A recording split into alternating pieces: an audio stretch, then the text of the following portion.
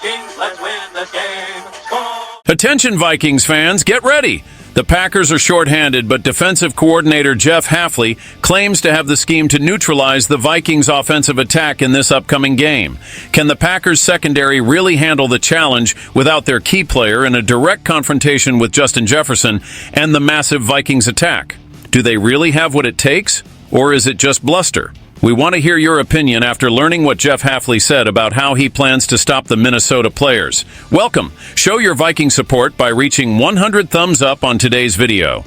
As we all know, the rivalry between the Packers and Vikings is one of the most heated in the NFL, with games that often define the course of the season for these two teams. This Sunday, they face off at US Bank Stadium. And the critical point here is, how will the defense, especially the injury-plagued Packers secondary, deal with one of the league's biggest threats, the stellar Justin Jefferson?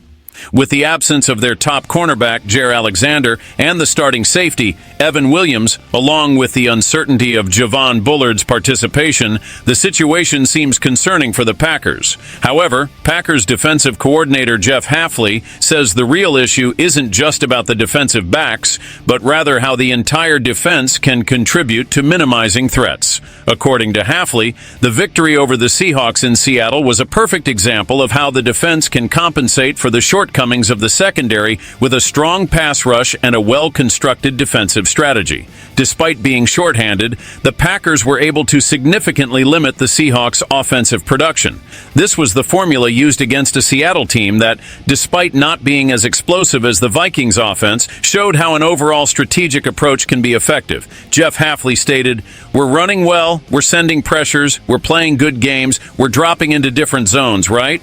We take a lot of pride in how we disguise things right now. The players are taking a lot of pride in that right now. So, we're doing it together, and I think that's the biggest key to everything right now." And here lies the main topic of today's discussion.